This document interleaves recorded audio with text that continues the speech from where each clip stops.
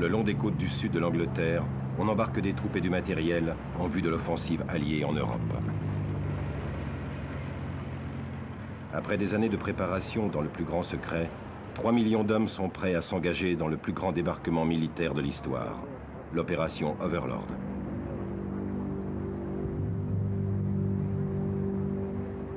De nombreux soldats n'ont jamais vu un combat. Extrait du journal du sergent Henry Giles. Tous nos hommes sont gagnés par une terrible épidémie de frousse. On ne parle plus que de l'assaut du débarquement et de ce que seront les pertes. On peut tourner ça dans tous les sens, ce ne sera pas du gâteau. Je me prends à me demander pour la 100e fois comment diable je me suis retrouvé là. Et ce que je fais ici. Moi, Henry Giles, un vieux garçon de ferme du Kentucky. Pour la première fois depuis des années, on dirait que mon uniforme ne me va pas si bien que ça. Je m'y sens un peu à l'étroit.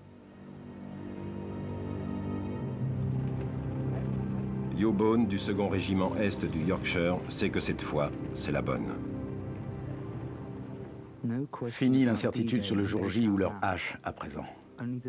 Plus qu'à attendre la confirmation préalable de 24 heures et la question du remplacement des fausses cartes pour des vraies. Puis nous apprenons que l'opération est retardée. Un retard de 24 heures à cause du temps. Si mauvais. Le jour J est donc désormais fixé jeudi, le 6 juin.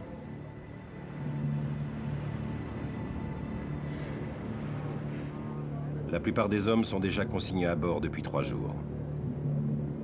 Les soldats et les marins dissipent leurs inquiétudes comme ils le peuvent. Beaucoup écrivent des lettres à la maison. Quand l'offensive va être lancée, vous risquez d'être sans nouvelles de moi pendant un certain temps. Inutile de vous le cacher, là-bas ce sera dur. Mais je suis sûr que nous avons notre rôle à jouer. Je vous écrirai dès que j'en aurai l'occasion. En attendant, prenez bien soin de vous et écrivez souvent. Affectueusement, votre fils.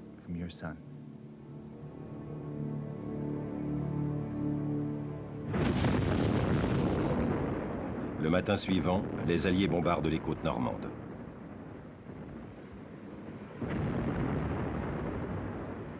Le sergent Kellard du régiment du Devonshire attend son tour avant de débarquer.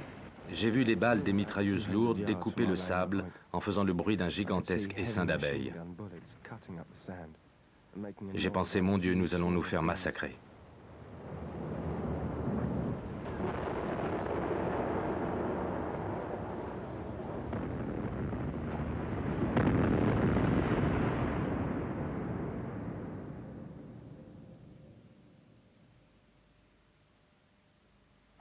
Les forces navales alliées, sous le commandement du général Eisenhower, ont commencé à débarquer les armées alliées sur les côtes du nord de la France.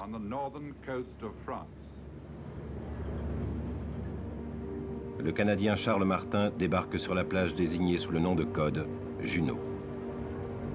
Au bout d'un moment, nous avons fini par réaliser tout ce qui s'était passé. Cela fait mal.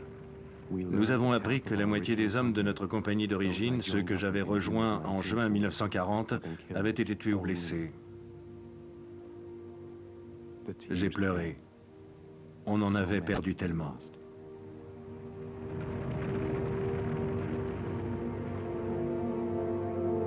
Des cinéastes d'Hollywood, dont le réalisateur George Stevens, filment les plages du débarquement sur lesquelles 2500 combattants alliés perdent la vie.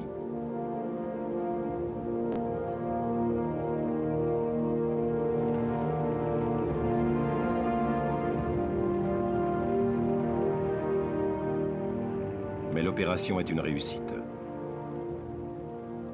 À la fin du mois de juin, 1 million d'hommes ont débarqué.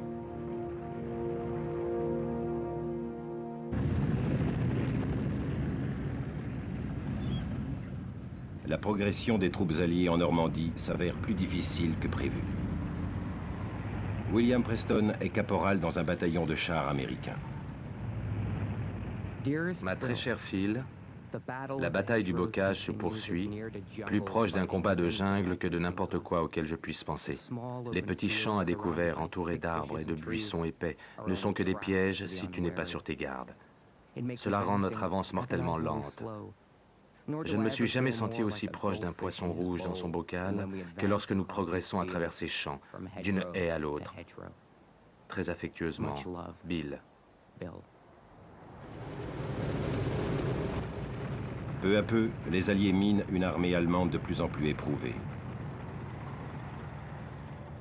Le premier mois, ils font 90 000 prisonniers.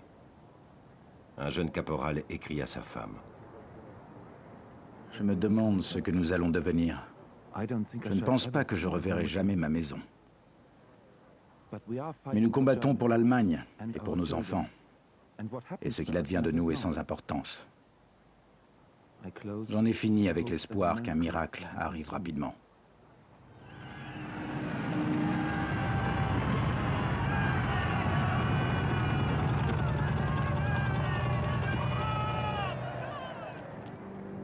La victoire des Alliés leur coûte cher. Plus de 36 000 soldats sont morts. Parmi les vétérans, beaucoup en ont assez de se battre. Le lieutenant Howard Bradford de l'armée américaine a déjà servi en Afrique du Nord et en Sicile. Cher papa, je ne me suis encore jamais senti aussi mal. Je suis sûr que ça ne peut pas durer plus longtemps. Nous avons payé un lourd tribut. Je sais que je ne devrais pas écrire cela, mais il n'y a rien d'autre à dire. Je suis tellement écœuré par cette guerre que j'ai parfois l'impression de perdre la tête. Cela a été très dur, mais ce cauchemar ne peut pas durer éternellement. En tout cas, pas pour moi. Tous mes amis ont disparu. Maintenant, je suis un étranger dans mon propre bataillon. Je tâcherai d'être plus gai dans ma prochaine lettre, Howard. 2 semaines plus tard, Howard Bradford était tué. Quand les combats ont cessé, son ami Denis Love a écrit aux parents de Howard. Cela paraît tellement abominable que Howard ait dû être emporté si près de la fin de cette épreuve. J'ai l'impression de vous connaître un peu, vous et toute votre famille, car Howard parlait toujours de vous. Nous étions bombardés en permanence et nous lisions le courrier l'un de l'autre pour ne pas devenir fous. Howard n'a jamais su ce qu'il avait touché et il est mort avant que nous ayons pu le transporter jusqu'à un poste de secours.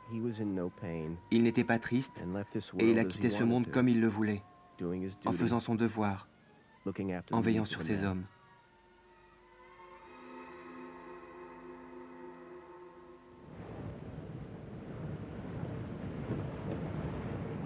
Deux mois après le débarquement de Normandie, un second jour J est déclenché en Provence, près de Cannes. Face à une très faible résistance, 94 000 hommes et 11 000 véhicules sont débarqués.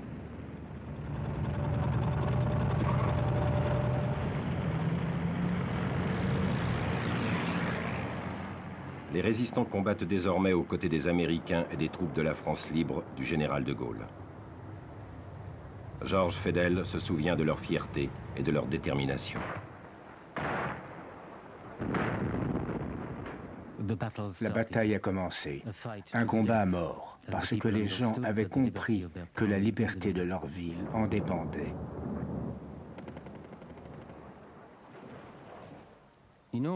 Dans toutes les rues principales, des coups de feu claquaient et des grenades explosaient. On pouvait voir les jeunes, presque des enfants, certains d'entre eux avaient à peine 16 ans, agiter de minuscules pistolets dans leurs mains. Les hommes expérimentés plus âgés étaient armés de mitrailleuses et combattaient au carrefour.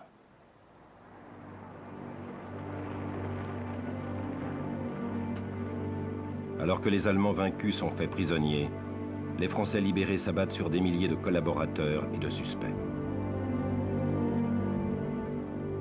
Georges Fedel décrit une scène de représailles. 3 collaborateurs ont été arrêtés et la foule s'en est immédiatement emparée.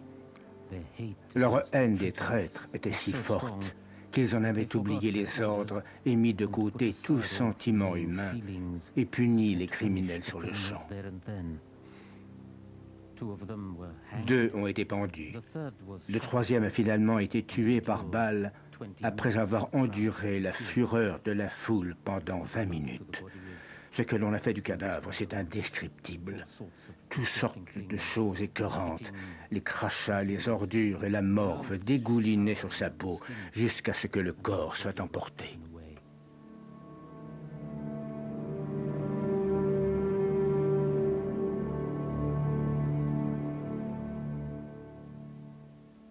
Nous nous aimions bien tendrement, comme s'aiment tous les amants. Le 26 août, Paris était libéré.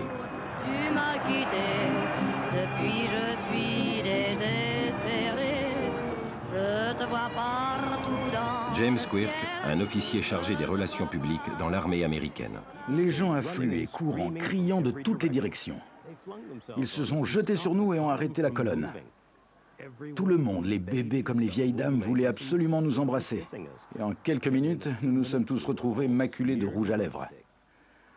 L'armée américaine entrant dans Paris, recouverte de rouge à lèvres. Vision d'horreur. Après des années d'exil, le général de Gaulle, chef de la France libre, rentre dans Paris.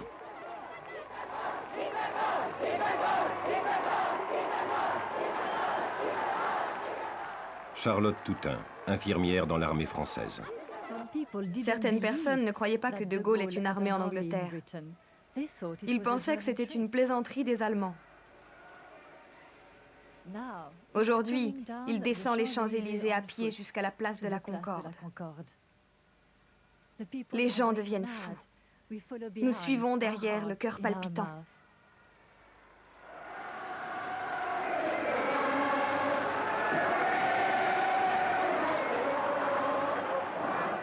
Paris est libéré. L'avance alliée se poursuit avec l'Allemagne pour objectif.